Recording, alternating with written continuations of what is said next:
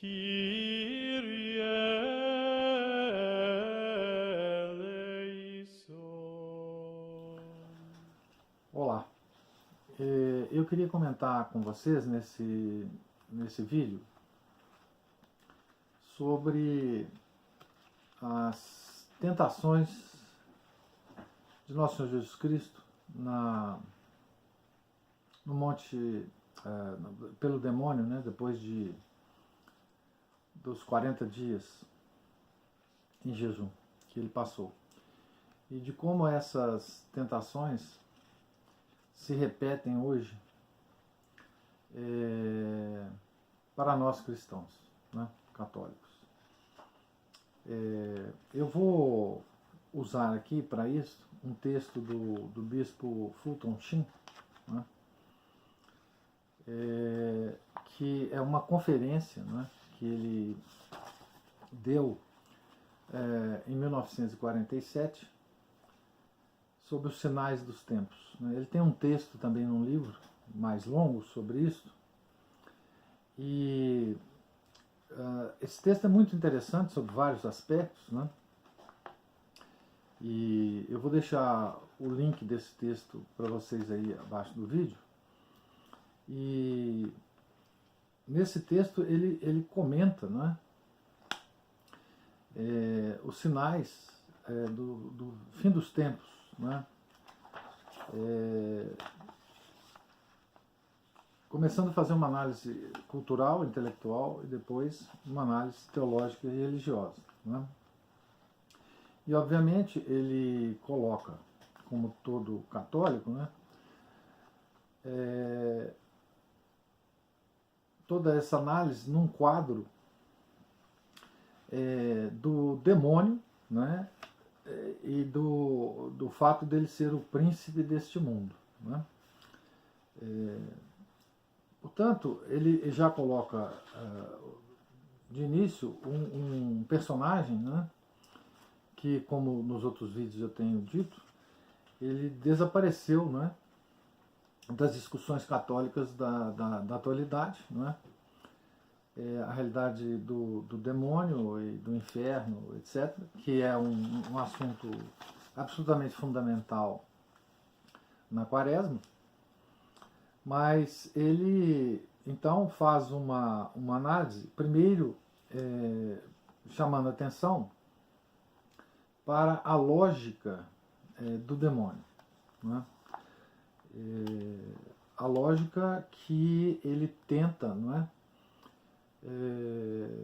propagar, né, sempre, mas que está praticamente na cabeça de todo mundo hoje em dia, inclusive de muitos católicos, né, e de muitos padres, de muitos bispos, de muitos cardeais, obviamente, né? Ele diz no texto o seguinte: a lógica do demônio é simples. Começando o raciocínio demoníaco, né? Se não há céu, não há inferno. Se não há inferno, não há pecado. Se não há pecado, então não há juiz. Se não há julgamento, então o mal é bem e o bem é mal. Ou seja, nessa lógica nós perdemos completamente a capacidade de distinguir entre o bem e o mal. E mais ainda, eu acrescento, né, o que há hoje é uma incapacidade de se distinguir, né, a ordenação dos bens e a ordenação dos males, né, que é um ponto central, comentado desde Santo Agostinho, né, que é a desordenação dos bens, né? Nós não sabemos ordenar os bens para o bem último do homem, que é Deus, né? O mais interessante nesse texto, que eu vou me ocupar agora, é a ideia de que as tentações de Cristo, né, que nós lembramos no primeiro domingo da Quaresma, né, no Evangelho do primeiro domingo da Quaresma, elas então vão se repetir ao longo do tempo como tentações dos cristãos. Ou seja, o demônio tentou Cristo com as mesmas armas que ele tenta os cristãos, os seguidores do nosso Senhor Jesus Cristo. Né? E lembro aqui que quando São Paulo estava perseguindo os cristãos, e Nosso Senhor derrubou ele do cavalo, ele perguntou a Saulo: Saulo, Saulo, por que me persegues? E o São Paulo descobriu aí que, na verdade, ele estava pensando que estava perseguindo os cristãos, mas, na verdade, ele estava perseguindo a Cristo. Estava perseguindo Cristo em pessoa. É assim que Nosso Senhor Jesus Cristo nos encara. Né? Daí a nossa responsabilidade, obviamente. Então, tudo que o demônio tentou fazer com Nosso Senhor Jesus Cristo e não conseguiu, ele tenta fazer conosco. O mais interessante dessa interpretação do Fulton Sheen é que como que isso se desenrola atualmente, né? Como que isso se reveste, essas tentações se revestem. Então ele diz assim,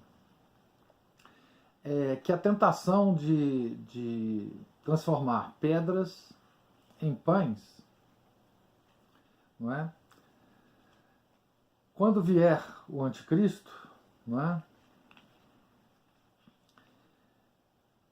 Essa tentação se transformará na tentação de vender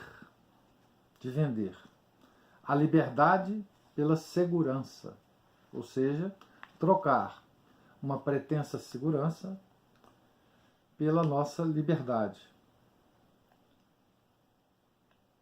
Como à medida que o pão se transforma numa política, uma arma política. Certo? A segunda tentação, né, de fazer o milagre de se jogar do penhasco, né, e não se machucar, e não morrer, né, se tornará o estímulo, a sedução de se jogar dos sublimes pináculos da verdade, onde reinam a fé e a razão, para aquelas terras baixas, onde as massas se alimentam de slogans e propaganda. O demônio, na pessoa do anticristo,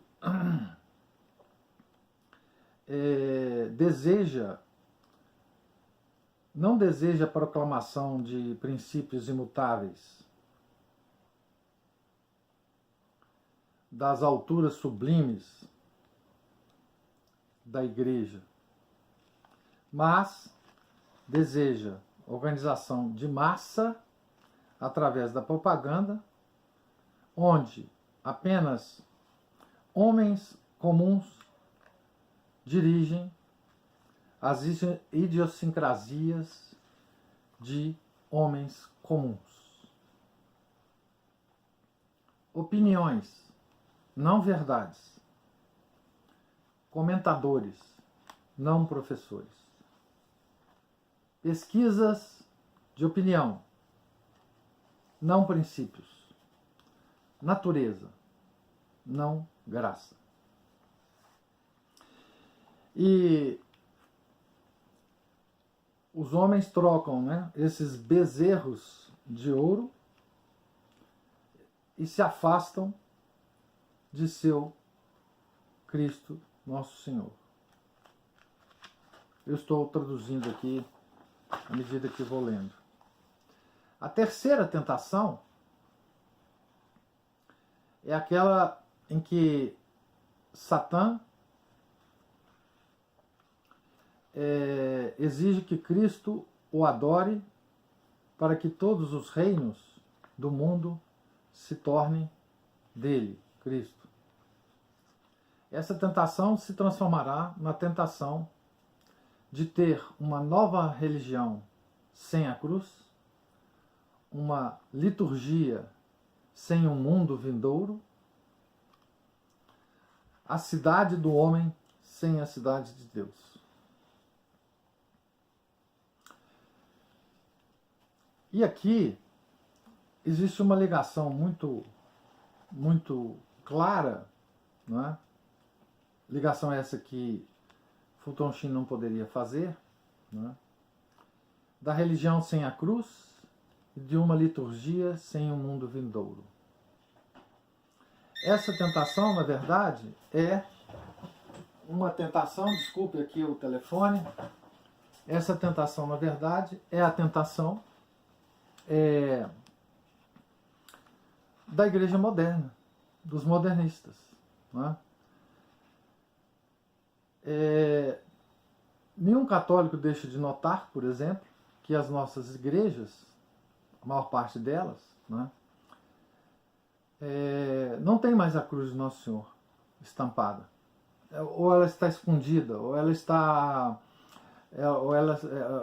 sem Nosso Senhor, por exemplo. Muitas igrejas têm uma cruz, mas sem o Nosso Senhor pregado, né?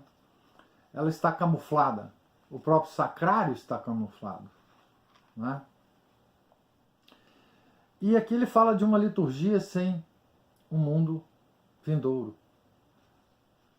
E é exatamente o que nós temos hoje. Não só uma liturgia nova, não é? A missa nova de Paulo VI, mas nela não se fala mais do mundo vindouro, não é isso? Toda a instrução da homilia do padre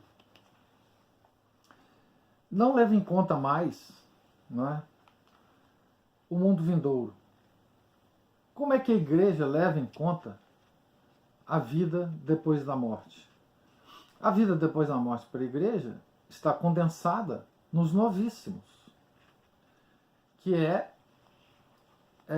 uma coisa que nós, que particularmente durante a Quaresma, todo católico é instado a meditar. Não é? E aqui, nessa terceira tentação, né, de adoração de Satã, e através dessa adoração você ter todos os reinos do mundo, essa terceira tentação, ela é uma tentação que nós sofremos desde dentro da própria igreja moderna, não é isso? E isso não só é uma das coisas mais lamentáveis que acontece conosco hoje, mas uma das coisas mais terríveis. Esse sucesso do demônio em invadir a própria igreja e o próprio rito mais importante da igreja, é um sucesso que deve causar uma profunda lamentação, um profundo pesar de todos nós católicos, não é isso? E é por isso, obviamente, não é, que todos nós católicos que entendemos de certa forma a crise da igreja central como a crise da mudança do rito da missa e não outras coisas que estão embutidas nisso, não é? É por isso que nós, católicos que entendemos isso, lamentamos profundamente, não é, que muitos não tenham essa preocupação com o rito da missa, mas preocupações, digamos assim, laterais. É claro que não é só isso que está acontecendo com a igreja, né? Mas naquela ordenação dos males e dos bens que nós todos devemos tentar fazer, ora, o mal fundamental que ataca a igreja, que está contido do ponto de vista do bispo Fulton Sheen, nessa terceira tentação de Cristo, é exatamente o mal maior que está acontecendo com a igreja. A mudança do rito da missa é exatamente o maior sucesso do demônio. Não outras coisas que estão acontecendo com a igreja, que são males também, mas não são o maior mal, não é isso? Então, eu gostaria de deixar explícito esses pensamentos aqui, para que possam servir também, não é, de meditação para nós nessa quaresma. É claro que a quaresma é um tempo em que nós pensamos no sacrifício de Nosso Senhor na cruz. Mas veja que a paixão de Nosso Senhor, ela continua, não é, de certa forma, na paixão da sua igreja, no sofrimento da sua igreja, não é? E o componente fundamental do sofrimento da igreja hoje é exatamente, e de todos os católicos, é exatamente ver, não é, como nós empobrecemos a vida católica, como nós perdemos a noção das principais coisas que vão nos levar à salvação através do rito da missa, não é? Através do que se diz nas homilias e, sobretudo, do que se diz nos folhetos da missa. Os folhetos da missa, aliás, são um assunto no blog, não é? Eu voltei a comentar aqueles famigerados folhetos da CNBB o domingo, e através desses comentários eu mostro um pouco do que são as ideias que eles tentam nos passar através de textos daqueles folhetos, certo? Então essas são as minhas considerações nesse vídeo, e como sempre eu espero que vocês continuem nas penitências, né, quaresmais, nas meditações quaresmais, como eu também tento continuar nas minhas. Eu me despeço desejando a todos uma Santa Quaresma. Obrigado.